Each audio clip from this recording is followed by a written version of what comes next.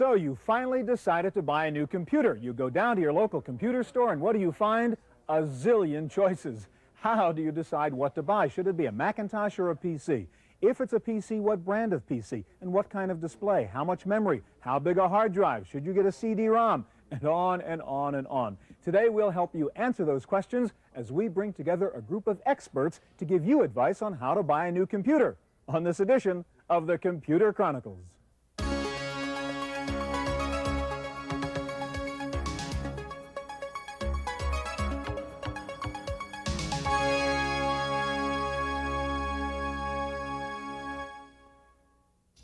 Computer Chronicles is brought to you in part by Intel, microprocessor technology for the software of today and tomorrow. Intel, the computer inside.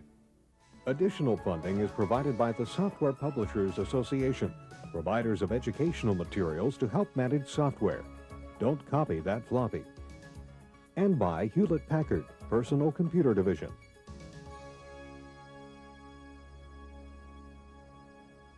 Welcome to the Computer Chronicles. I'm Stuart Chaffee, and with me today is Andy Reinhardt, West Coast Bureau Chief for Byte Magazine. Andy, we have two computers here, an IBM PC compatible. This is an HP Vectra, a Macintosh Centris over here. They both look pretty much alike. The question I get from someone who's buying a new computer, what should I buy, a Macintosh or a PC? How do you answer that question? I get asked this question all the time. It used to be easier because the Mac was quite a bit more expensive than the PC, so it was partly a question of what you could afford. Yeah. But now the prices on Macs have come down so much that that's really not an issue. What you're going to do with the system is often a point that I suggest to people, but in fact, the applications are about the same for both the systems. So I really think what it comes down to is how much computer expertise you have going into it. And if you're willing to get in there and roll up your sleeves and kind of get to know the system really well, you can still get some better deals on PCs, but they are harder to use. You have to mess around with AutoExec BAT and config sys files and dip switches and jumpers and IRQs and that sort of thing. I think with the Mac, basically everything works out of the box. Now, of course, they're trying to correct that with the PC, with the plug-and-play initiative, but that's not going to take effect until next year. Would it depend on kind of what machines your friends have or what you have at work? Yeah, I actually think that's an excellent point. I think a lot of times if you know people who are using one platform or another, they're going to be able to help you out, provide you some hand-holding, you know, teach you about the software. Okay. Today we will help you pick a new computer, whether you decide on a Mac or a PC. Now, for many of you who already own a desktop computer, your big decision is what kind of notebook computer to buy now. And to help you, we're going to visit a CompUSA store with an expert to find out what's the best deal in a notebook computer. There's so many notebook computers on the market. How do you determine what's the best one for you? Owen Lenderholm, senior editor of PC World magazine, says choosing a 486 processor now may save you money in the long run. Prices have dropped so fast on them all the time that you're best off deciding what you can afford now and buying the best notebook you can for that amount of money. That way it'll last a bit longer. If you shop at the low end, it just means it'll be obsolete all that much quicker. Screen displays range from monochrome at the low end to passive matrix color in the mid-range up to active matrix color at the high end. They're really sharp and clear. You can see them from any angle. They're almost the same as looking at a regular desktop computer's monitor. They cost you about $1,000 extra though. Different models have different kinds of input devices. The most common is a trackball mouse that clips onto the side of the unit. But it's best to try several different ones to find out what's best for you. Battery range is another important feature to consider. Battery lives range from about 3 to 6 hours. You can typically expect to get what the lower end of what a manufacturer claims. So if they say 3 to 5 hours, you can expect 3. If they say 4 to 6, you can expect 4. Don't count on any more than that because the chances are you won't get it. If you need more than that, buy a spare battery, keep it charged up, and then just swap it in when the time comes. What you want your notebook computer to do should determine how much money you spend. Prices range from $1,000 to $5,000. At the 1,000 end, we're talking a 386, 2 megabytes of RAM, 60 megabyte hard drive. Pretty low-end computer. Screen will be a monochrome. You'll get a floppy drive. There's not much else that you'll get in that. At the high end, a $5,000 laptop, you're talking about one with an active matrix color screen, really sharp and clear, a DX250 or a DX266 processor, lots of memory, lots of hard drive space, maybe even as much as 200 megabytes. This is a computer which should rival one on anybody's desktop. For the Computer Chronicles, I'm Jonelle Patterson.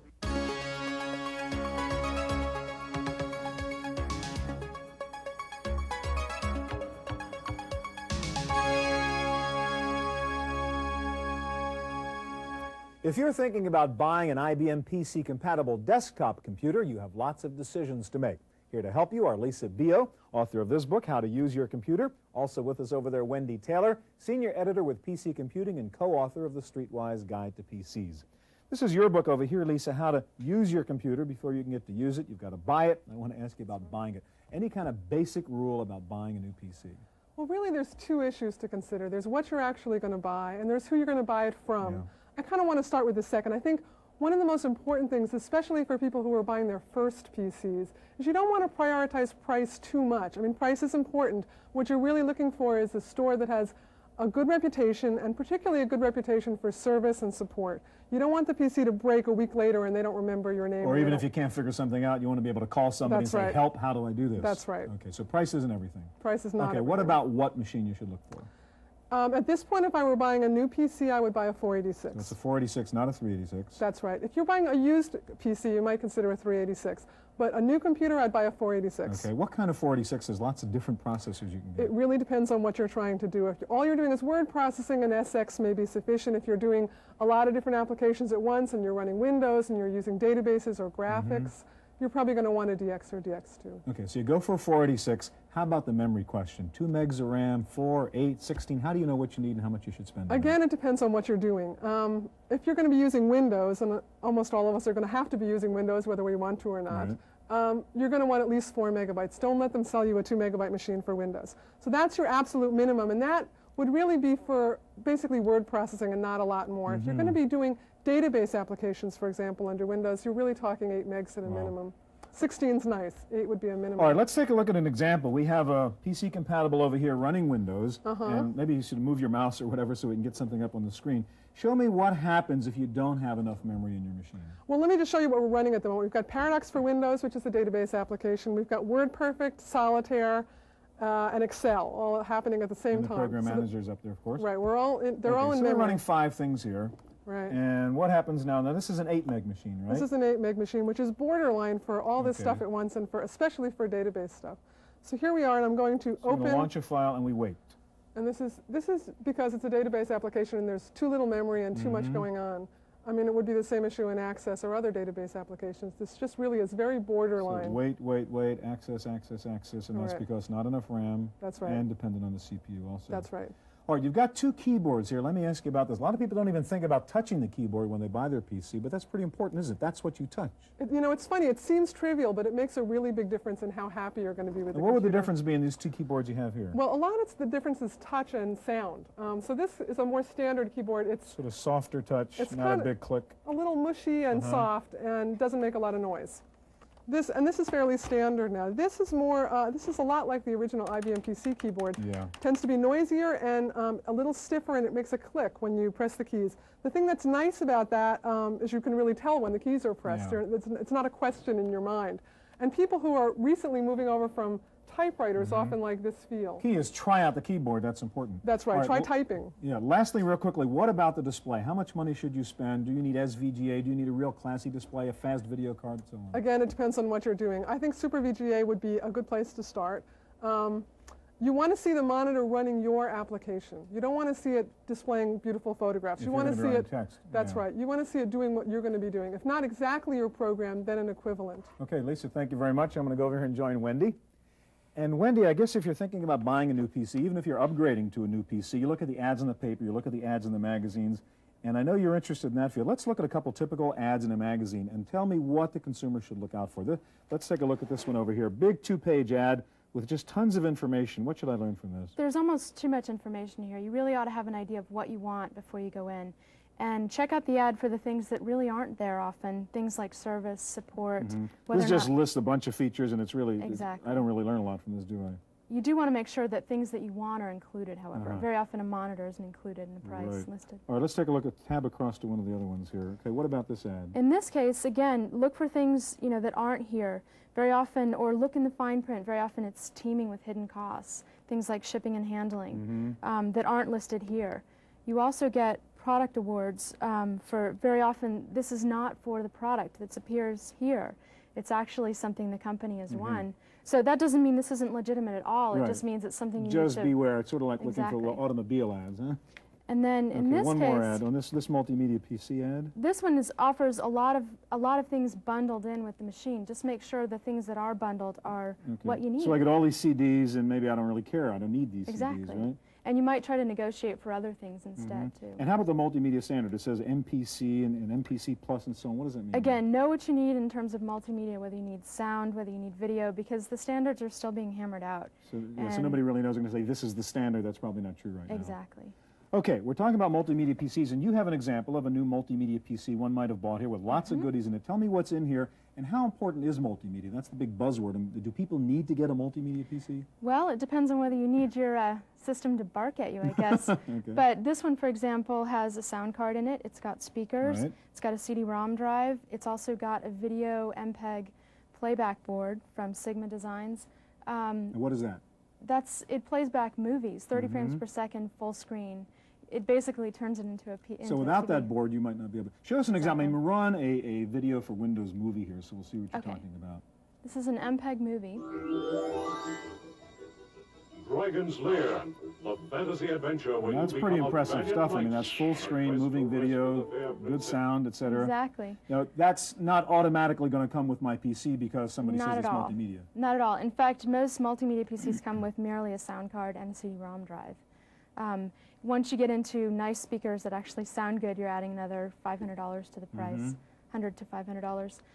Again, with the MPEG decompression board, you're adding, another $400 or $500. So total, it's another $1,000. So think about whether that $1,000 is really going to be something you're going to use. If you're just playing games, it's probably not worth it. Huh? Exactly. Okay, this is your book, Streetwise Guide to PCs, and I know one of the things you're concerned about is the thing Lisa was talking about: service and support and warranty and so on. How important is that? Sometimes we think, well, PCs don't break. I don't really care about that stuff. Oh, it's very important. For example, you really want to be sure when you buy a system, PCs are very reliable. So you want to make sure that it comes with at least a 1-year warranty, because if a manufacturer doesn't offer it, they're probably hiding something. And if it's going to break soon, probably. Is what in the first 30 days, usually, yeah. Okay, so what do you look for in the warranty? And, well, you want to ask, this is a warranty card, but what you really want to do is make sure that everything in the PC is covered by the warranty. Very often, not just the motherboard or not just something exactly. else. Okay. And you want to make sure that the dealer honors it directly. So you're not chasing down the company. You actually can bring it in. Dealer, and they don't say mail it back to the manufacturer, wherever that manufacturer is. Exactly. Thank you, Wendy. For many computer shoppers, the easiest way to buy a new PC is by mail order, either directly from the manufacturer or through one of the many mail order dealers. You can buy a computer assembled to your specifications and loaded with your choice of software just by picking up the phone. Direct buying houses like this one, PCs Complete, carry a wide variety of brand name computers at lower than retail prices. Marty Jerome, senior editor of PC Computing, says you should think of a direct vendor's advertisement as its storefront. You should look for the fine print. Almost every direct vendor will have some fine print in their ads. And this shouldn't deter you in itself. All vendors have to have disclaimers. But things to look for that are unfair are restocking fees, which can be 15 to 20%. Clauses that say no money back, no refunds, all purchases are final. There's subtle language like this that can take you to the cleaners. Many direct vendors offer complete service and technical support on everything they sell. Tech support, Joel speaking. May I help you? Direct merchants often have highly knowledgeable sales reps, but before you make your deal, you should know exactly what you want in terms of components, power, and price. PC Computing publishes a spec watch to help you sort it all out. We've listed all the specs that you should look for and grill your salesperson about before you buy. For example, many of us know that we want a 13 millisecond hard drive, but do you know that you want full height or half height, or that it needs to have self-parking heads and diagnostic software should be included, or that you shouldn't pay extra for the mounting rails?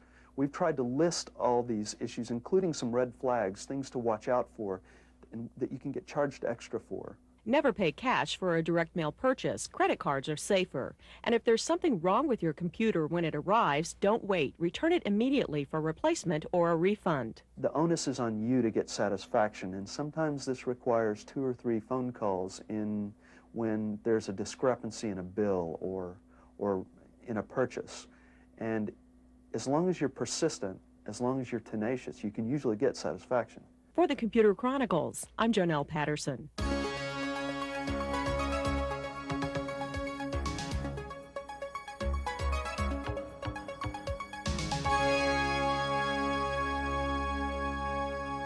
Suppose your heart is set on a new Macintosh computer. That choice can be confusing too. Here to help us out on the Mac side are Rick Myslewski, Executive Editor with Mac User Magazine, and also over there, Galen Gruman, who is Senior Associate Editor with Mac World Magazine. Rick, let's start with you. We've got 6 Macintosh computers here. The good news is the prices keep on coming down. The bad news is they keep on changing the names of the models, so we don't know what Mac is doing what. So kind of quickly run us through the whole Macintosh line here.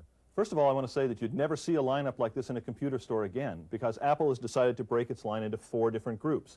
It has the education line, the home line, the business line, and the mobile line. We have representatives of each here. There's a Performa here from the home line, an LC3 from the education line.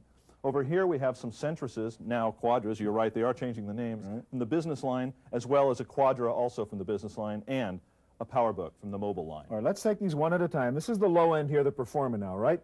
Now, first of all, what's the price range here, and what's the right end user here for this machine? The right end user is someone who's buying their first computer or bringing a computer home and doesn't want to worry about it at all.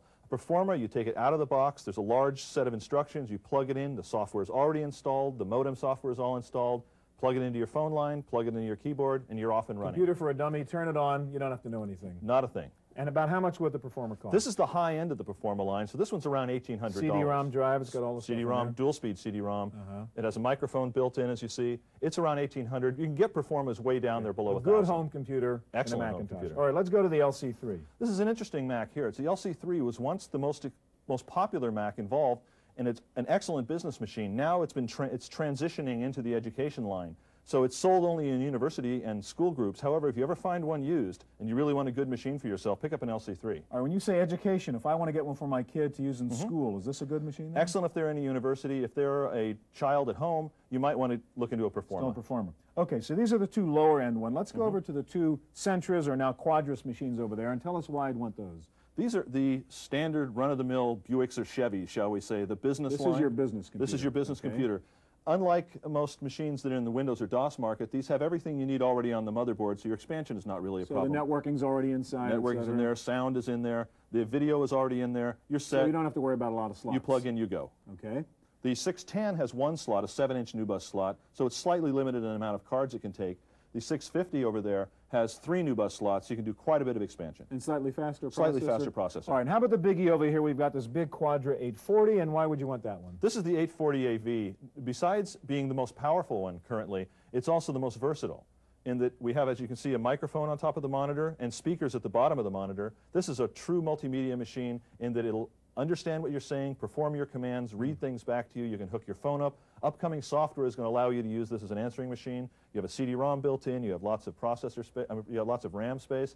It's a machine for quite a few years. Top of the end, how much money for this Quadra? Top of the end, if you want a list price, around $4,000, but of course you can go below that. All right, lastly, a couple seconds left. Let's talk about the good old PowerBook here, and everybody's running around with these. What PowerBook is this one? This particular one is a 270C, which is your active matrix 32,000 color Duo machine. It's called a Duo because it has 2 lives, both a mobile machine and also in a Duo dock.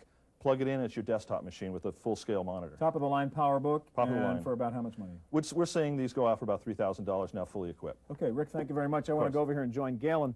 Galen, the question I have for you is, as we heard before in the PC segment, what kind of hardware you want or need really depends on what kind of software you're going to run. And give us some examples of the kind of applications that people should be thinking about, particularly in the business end, the machines you have here. For the business end, there's several programs everyone uses, and Microsoft Word is one, Microsoft Excel is another, Quark Express and PageMaker sort of our presentations, desktop publishing, database, word processor, spreadsheet, the usual. All right, go through one at a time and show us what the demands on the hardware are of these applications. Okay, I'll start with Microsoft Word, the standard word processing program. You have graphics in your word processing, you have fonts in your word processing. It's not just like a typewriter. So an important point is, even though this is a word processor, it's not a text thing. You've got a lot of graphics to process, still going to chew up a lot of power. That's right. This fact sheet is a good example of that. Sure.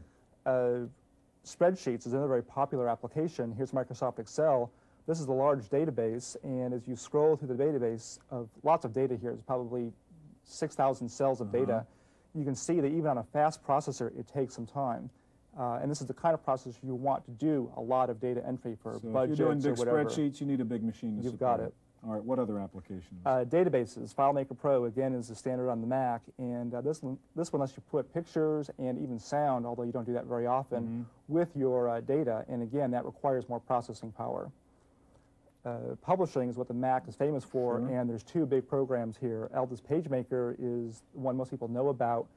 Mac users example of a publication that does use it to produce its pages. And again, very graphics intensive, so it's going to take a lot of computation power. Extremely. The other one similar is Quark Express, which Macworld uses in addition to PageMaker, and it too is very resource intensive because it does a lot of things. Now you will hear people say, well, these will run on any Mac. Is that true?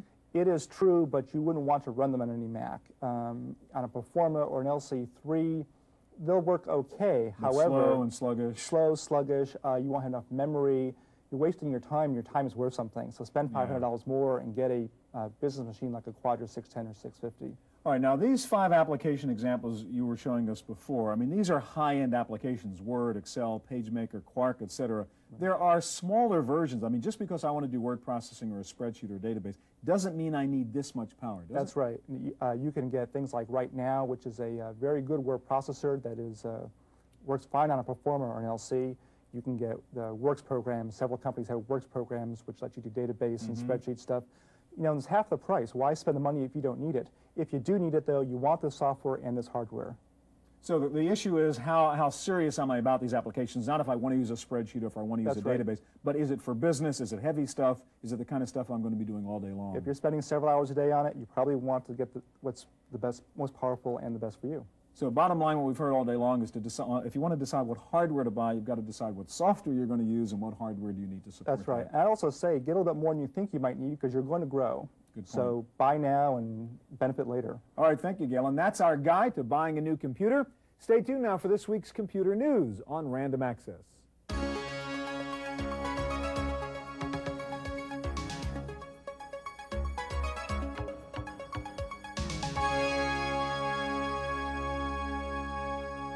In the Random Access file this week, ISA plug-and-play technology picked up strong industry support at Fall Comdex, where 19 prototypes were on display. ISA plug-and-play is designed to make it easier for users to plug cards into desktops and notebooks. Computer Chronicles will bring you a full half-hour report on Fall Comdex next week. Microsoft Works version 3.0 has hit the market. The integrated software package includes a word processor, database manager, a telecommunications program, Olay technology, and more than 100 new features and enhancements. Windows programmers who work in groups may be interested in the latest offering from Omega Systems. Versions lets programmers keep track of all current and past project resources, including source code, documentation, and other files. Version sells for $99. One copy is required for each workstation on a network. Micro Express has introduced its first active matrix color notebook PC called the NB8266. It features a 486DX2 microprocessor, 200 megabyte fast hard disk, and PCMCIA expansion slot. The new Compton's Interactive Encyclopedia will be the first electronic encyclopedia to feature full-screen, full-motion, picture-quality video. World War II footage and NASA Space Shuttle video are featured. The CD-ROM will be bundled with a Sigma Designs upgrade kit, which includes an MPEG decompression board for video playback. And you can change the course of history with the Gettysburg for Windows interactive battle simulation program. Users may assume the role of General Robert E. Lee or other famous Civil War participants to direct marches and issue orders. Gettysburg for Windows contains historically accurate information, photos, and documents. It sells for $49.95. You can track your family tree on your PC with the new Family Tree Maker for Windows from Banner Blue Software. There's room for up to 1 million relatives per family file. Users can customize the layout of their family tree printout or add photos and descriptions of each family member. Families and friends will have access to free video conferencing services during the Christmas holiday week, courtesy of Management Recruiters International. 80 sites around the country will be available for the free holiday video visits. To reserve your space, call MRI at 1-800-875-4000. And if you're looking for a gift for that hacker with a sense of humor, how about the first advanced, state-of-the-art, high-performance, totally integrated, revolutionary, leading-edge high-tech joke book. The 210-page book contains jokes about computers, software, science, and mathematics. The little book with the long title sells for $14.95. That's it for this week's Computer Chronicles. I'm Janelle Stelson.